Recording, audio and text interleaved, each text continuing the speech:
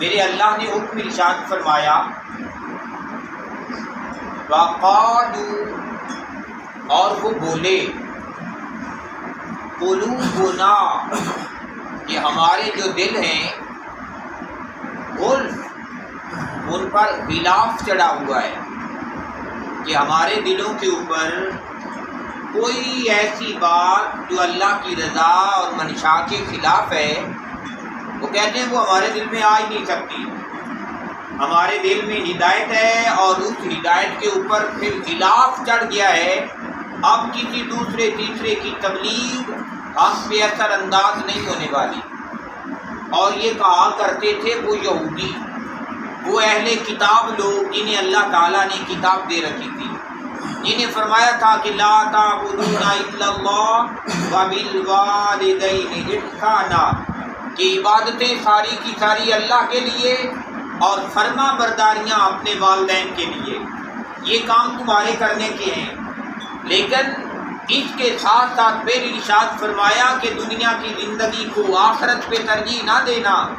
یہ یاد رکھنا اگر کائنات میں کوئی بچانے والی چیز ہے تو وہ اپنی آخرت بچانے والی ہے۔ اور وہ جو ان کی سابقہ کتابیں تھیں نا، وہ نبی آخر الزمان کے آنے کی خوشخبریاں سناتی تھیں۔ وہ جو سابقہ انبیاء تھے انہوں نے حضور صلی اللہ علیہ وسلم کی آمد کی دھومیں مچا رکھی تھیں، اور جب یہ سارے کے سارے سلسلے ہو گئے پھر میرے اللہ نے انہیں ایک ایک بات گنوائی کہ میرے جو نبی آئے، میرے رسول آئے، جنہوں نے تمہیں تعلیمات دی، کچھ کا تم نے انکار کر دیا، کچھ کو تم نے قتل کر دیا، تم نے ان کی تعلیمات کو قبول کیوں نہیں کیا؟ تو جب یہ بات انہیں کوئی بندہ کہتا نا تو وہ کہتے ہمارے دلوں پہ غلاف چڑھا ہوا ہے، ہمیں کسی کی تبلیغ کی ضرورت ہی کوئی نہیں، ہم خود ہی سیدھے راستے پہ جا رہے ہیں۔ یہ ایک بات اس وقت کے یہودیوں کی تھی، اہل کتاب کی تھی، اور آج کے دور میں بھی کچھ ایسے لوگوں کی کمی نہیں ہے جو کہتے ہیں کہ ہمیں کسی دیندار کے دین کی ضرورت نہیں ہے، ہمیں کسی سے پوچھنے کی ضرورت، بس سیدھے راہ سے چلے ہیں، آتے ٹھیک چلے ہیں۔ اور یہ طریقہ اور وتیرہ جو ہے یہ اصل میں ان ہٹ دھرم لوگوں کا تھا، اور جو ہٹ دھرمی پہ اتر آتا ہے پھر اس کے لیے ہدایت کے سارے راستے بند کر دیے جاتے ہیں۔ تو انہوں نے کہا کہ ہمارے دلوں کے اوپر تو غلاف چڑھا ہوا ہے۔ اب انہوں نے کہا غلاف چڑھا ہوا ہے، میرے اللہ نے ارشاد فرمایا بل لعنہم اللہ، بلکہ لعنت فرما دی ہے اللہ تعالیٰ نے۔ وہ جو کہتے ہیں نا کہ ہمیں کسی کے دین کی ضرورت نہیں ہے، ہمیں کسی کی تبلیغ کی ضرورت نہیں ہے، معاذ اللہ بعض دفعہ لوگ تو اتنے آگے نکل جاتے ہیں، کہتے ہیں کہ اگر علماء جنت میں چلے گئے نا تو ہم بھی چلے جائیں گے، معاذ اللہ ثم معاذ اللہ۔ حالانکہ علماء، میرا اللہ ارشاد فرماتا ہے کہ کائنات میں اگر کوئی اللہ کے ڈرنے کا حق ادا کرتا ہے تو فرمایا وہ عالم لوگ ہیں۔ اللہ کے محبوب نبی صلی اللہ علیہ وسلم نے فرمایا اس کائنات میں، فرمایا اگر انبیاء کا کوئی وارث ہے تو فرمایا وہ اور جو علماء لوگ ہیں جنہیں اللہ تعالیٰ نے علم عطا فرما رکھا ہے، تو اگر اللہ سے ڈرنے والے ہیں تو علماء ڈرنے والے ہیں، اگر انبیاء کے وارث ہیں تو علماء وارث ہیں، اگر فرشتے جو ہیں کسی کے پاؤں کے نیچے پر پھیلاتے ہیں تو جو دین کے راستے پہ چلتا ہے اس کے پاؤں کے نیچے پر پھیلاتے ہیں۔ یہ الگ بات ہے کہ اب ایک بندہ ہے اس کے پاس علم نہیں ہے، یا ایک بندہ ہے اس کے پاس علم ہے پر علم کے مطابق عمل نہیں ہے، یہ ایک الگ بات ہے۔ لیکن جسے دین کی نسبت نصیب ہو گئی، جسے دین کا تعلق نصیب ہو گیا، تو یہ نسبت اور تعلق ایسا تعلق ہے جو بندے کو باعزت بھی کر دیتا ہے اور اللہ اور اس کے رسول کے دربار کے اندر عظمتوں اور شانوں والا بھی کر دیتا ہے۔ تو میرے اللہ نے ارشاد فرمایا یہ جنہیں کوئی ضرورت نہیں نہ کسی کی ہدایت کی،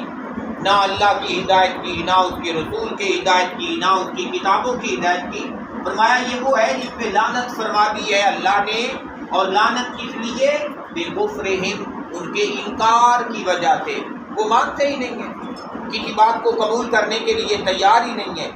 دین کے راستے کی طرف آنا ہی نہیں چاہتے، تو فرمایا ان پہ لعنت ہے۔ فَقَلِيلًا مَا يُؤْمِنُونَ، انہیں فرمایا گیا فَقَلِيلًا، اور کتنے تھوڑے ہیں، ما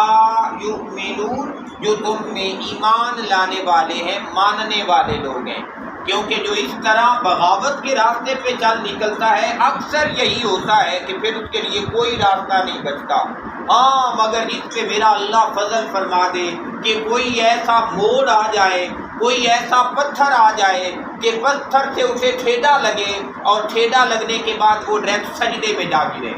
اللہ اسے توبہ کی توفیق عطا کر دے اور وہ توبہ کر کے اللہ تعالیٰ کے دربار کی طرف لوٹ آئے۔ پھر میرے اللہ نے ارشاد فرمایا وَلَمَّا جَاءَهُمْ، اور جب آ گیا ان کے پاس کتاب، وہ کتاب من عند اللہ جو اللہ تبارک و تعالیٰ کی طرف سے تو آئی، مصدق، اور وہ تصدیق کرنے والی تھی، لما معہم، جو کچھ ان کے پاس تھا،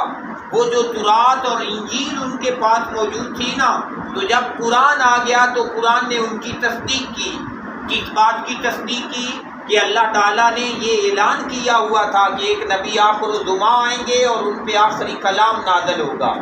تو گویا جب قرآن آ گیا تو اس نے اس بات کو حق ثابت کر دیا کہ جس کی تمہیں بشارت اور خوشخبری دی جاتی تھی وہ قرآن اب تمہارے پاس آ گیا ہے۔ جب وہ ان کے پاس آ گیا، وَقَالُوا، اور وہ تھے، من قبل، اس کے نزول سے پہلے، یستفتحون، فتح طلب کیا کرتے،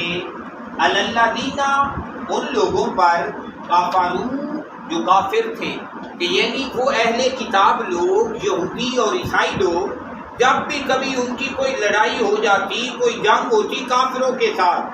مشرکین کے ساتھ جنگ ہوتی، تو وہ اللہ کے حضور عرض کرتے، یا اللہ وہ جو تیرے آخری نبی نے تشریف لانا ہے، یا اللہ ہمیں ان کی امت میں شامل ہونا ہے، تو اس نبی کے صدقہ سے تو ہماری مدد فرما، ہماری مدد فرما تاکہ ہم ان کافروں کے اوپر غالب آ جائیں۔ تو وہ فتح طلب کیا کرتے تھے اس وقت کافروں کے اوپر، اور یہ بات اس وقت کی ہے کہ من قبل، ابھی نہ قرآن آیا ہوا تھا اور نہ نبی آخر الزماں صلی اللہ علیہ وآلہ وسلم آئے ہوئے تھے، یہ ان کا وسیلہ حضور کی آمد سے پہلے کا تھا۔ پھر میرے اللہ نے ارشاد فرمایا فَلَمَّا، بس جب، جاءہم، آ گیا ان کے پاس، ما عرفوا، وہ جسے وہ پہچانتے تھے، عرفا یعرف، یہ عرفان سے نکلا ہے، عرفان کا معنی ہوتا ہے جاننا، پہچاننا، کہ جس کو وہ جانتے اور پہچانتے تھے۔ کیوں جانتے پہچانتے تھے؟ کہ سابقہ کتابوں میں بھی لکھا ہوا تھا، اور جو سابقہ نبی تھے وہ بھی بتایا کرتے تھے کہ یاتی من بعدی اسمہ احمد، کہ میرے بعد وہ آ رہا ہے جس کا نام نامی اسم گرامی احمد ہوگا، جسے وہ پہچانتے تھے۔ جب وہ نبی جلوہ گر ہو گیا، کفروا بہ،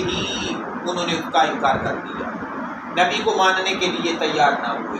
تو جب انکار کر دیا تو میرے اللہ نے ارشاد فرمایا فَلَعْنَةُ اللَّهِ، بس اللہ کی لعنت ہے، عَلَى الْكَافِرِينَ، ایسے انکار کرنے والے لوگوں کے اوپر، کہ وہ لوگ جنہوں نے نبی کا انکار کر دیا، جنہوں نے نبی کی تعلیمات کا انکار کر دیا، میرے اللہ نے ارشاد فرمایا ان پہ لعنت ہے۔ پیارے بھائیوں، وہی بات ہے، ایک وہ بنی اسرائیل کا طبقہ تھا، ایک وہ یہودی اور عیسائی تھے جنہوں نے براہ راست نبی کا انکار کیا اور لعنتی ہو گئے۔ اور اگر آج کا مسلمان ہو، کہے اپنے آپ کو مسلمان، نہ نبی کی بات ماننے کے لیے تیار ہو، نہ اللہ کی بات ماننے کے لیے تیار ہو، تو کیا وہ لعنت سے بچ سکتا ہے؟ وہ لعنت سے نہیں بچ پائے گا۔ اگر ہم لعنت سے بچنا چاہتے ہیں تو ایک ہی طریقہ ہے، اللہ اور اس کے رسول کی تعلیمات کو قبول کریں، اپنی خواہشات کو پیچھے رکھیں، ہر وہ کام کریں جس کے کرنے کا اللہ اور اس کے رسول نے حکم دیا ہے، اور جس سے اللہ اور اس کے رسول نے روکا ہے اس سے ہم رک جائیں۔ اللہ تعالیٰ سے دعا ہے میرا اللہ ہمیں قرآن کا فہم بھی عطا کرے اور اس کے مطابق زندگی گزارنے کی سعادت بھی نصیب فرمائے۔